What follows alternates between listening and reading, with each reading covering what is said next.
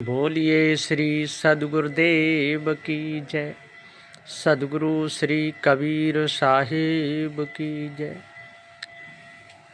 विश्व वंदनीय संत सम्राट बंदी छोर सद्गुरु श्री कबीर साहब जी, मेरे हृदय मंदिर के आराध्य परम पूज्य सद्गुरु श्री महंत साहब जी, पूजा के योग्य सभी संत समाज में चरण कमलों में सिर झुका के त्रिवार बंदी करता हूँ।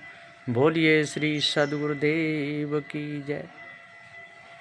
परम विवेकी सद्गुरु पारिखि सम कोई नाय, भेद सारा बता दिए संशय दिल रही नाय। पारिखि सद्गुरुदेव ने हमारे ऊपर जो दया करी है वो कौन कर सकता है।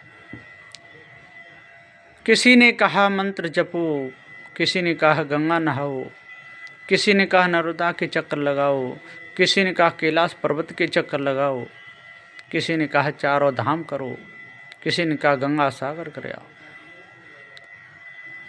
सद्गुरुदेव ने कहा कहीं जाने की जरूरत नहीं है। हाँ, घूमने की इच्छा हो तो घूम सकते हो, लेकिन वहाँ जाके पाप नहीं कटेंगे। पाप कब कटेंगे? जिन कर्मों के द्वारा हमारा मन गंदा हो रहा है उन कर्मों को त्याग दो। जो कर्म हमारे मन को बिगाड़ रहे हैं उन कर्मों को त्याग दो। मन को बिगाड़ते हैं उन कर्मों को जब त्यागोगे तो मन शुद्ध हो जाएगा, और जब मन शुद्ध हो जाएगा तो सभी प्रकार की कालमा दूर हो जाएगी। ये दया पारखी संत गुरुजनों की है। हम जब गुरुजनों की शरण में आए थे तो कुछ नहीं जानते थे, काला अक्षर भैंस बराबर। गुरुजनों ने हमारे ऊपर दया करी, हमको जड़ चेतन का भेद बता दिया और पूरा एक एक करके पूरा भेद बताया, कोई कसर नहीं छोड़ी। हाथ धोना सिखाए, दांत मांजना सिखाए, सुबह जल्दी उठना चाहिए, ये कौन सिखाए? हमको संत गुरुजन ही सिखाए। अष्ट महासद्गुणों का ज्ञान कराए कि अष्ट महासद्गुण किसे कहते हैं, ये ज्ञान किसने कराया? ये हमको संत गुरुजनों ने कराया। दया हमारे ऊपर संत गुरुजनों की बहुत है, उपकार मानना चाहिए। संत गुरुजन ही हमको बताए कि जो ब्रह्म सिद्धांत है, आत्म सिद्धांत है वो, और सद्गुरु श्री कबीर साहब जी का जो पारक सिद्धांत है, ये पारक सिद्धांत में किसी प्रकार की मानंदी नहीं है। जहाँ ब्रह्म की, आत्मा की मानंदी सब दूर की है। सद्गुरु श्री पूरन साहब जी ने त्रिजा में पूरा बता दिया कि भूल कहिए आत्मा, भूल कहिए ब्रह्म, भूल कहिए कर्ता, भूल कहिए ईश्वर, इससे सारी भूल मिटे, वो चेतन जीव सत्य वही गुरु पद है ना।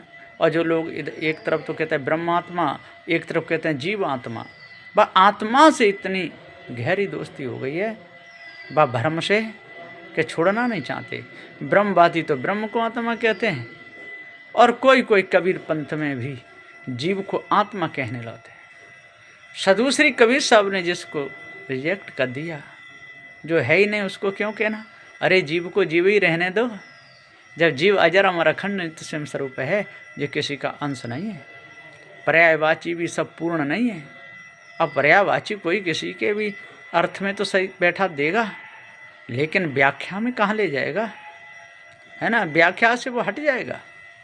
और यदि आप वो कहते हैं ब्रह्म को आत्मा, आप कह दो जीव को आत्मा, आत्मा आत्मा बराबर, तो ब्रह्म सिद्धांत जीव सिद्धांत फिर एक। फिर क्यों कहते हो कि उनका ब्रह्म सिद्धांत है, हमारा पारक सिद्धांत है? पारक सिद्धांत और ब्रह्म सिद्धांत को फिर एक कर दो। लेकिन ऐसा तीनों काल में हो नहीं सकता है, क्योंकि निर्णय सार में सद्गुरु श्री पूरन साहब जी ने पूरा आर पार का निर्णय कर दिया। पंच ग्रंथि में सद्गुरु श्री गुरुदयाल साहब जी ने, श्री राम रहस्य साहब जी ने पूरा भेद खोल दिया। और त्रिजा में तो सद्गुरु श्री पूरन साहब जी की तो बलिहारी है। बार बार ऐसे सद्गुरुदेव के चरण कमलों में मैं सिर झुकाता हूँ। कभी कभी तो आंखों में आंसू तक आ जाते हैं। ऐसा पता चलता है कि यदि हम बुरहानपुर में नहीं आते, गुरुमुख से बीजे का नहीं पढ़ते, और क्या कि सदग्रंथ त्रिजा को नहीं पढ़ते, तो हमको ज्ञान हो ही नहीं पाता। त्रिजा को पढ़ करके ही सही ज्ञान होता है, और बिना त्रिजा पढ़े सही ज्ञान हो नहीं पाता है। इसलिए हर मनुष्य को त्रिजा पढ़ना चाहिए, हर मनुष्य को त्रिजा पढ़ना चाहिए। भक्तों को, अब भक्त पढ़ेंगे तभी तो ज्ञान होगा, उन्हीं में से तो निकलते हैं। भक्तों में जब ज्ञान हो जाता है तभी तो आगे साधु बनते हैं, चाहे बीच में साधु बने, चाहे शुरू से साधु बने, और चाहे गृहस्थी भोगने के बाद साधु बने, चाहे पहले बनेंगे तो भक्त ही। जब भक्त ही नहीं जगेंगे, भक्तों को ही यदि पार ज्ञान नहीं होगा, फिर साधु होगा कौन। इसलिए विचार करें और विचार से ही काम लें। यदि विचार से काम नहीं लेंगे तो ये ईश ब्रह्म आत्म परमात्मा की जो कल्पना है हमको रुलाएगी। एक दिन ऐसा हो जाएगा कि नए जिज्ञासु को पता ही नहीं चलेगा कि पारक सिद्धांत क्या है और आत्म सिद्धांत क्या है।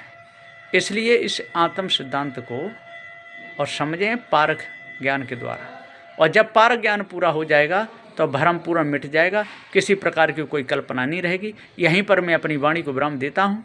बोलिए श्री सद्गुरुदेव की जय। शाहे बंदगी, शाहे बंदगी, शाहे बंदगी।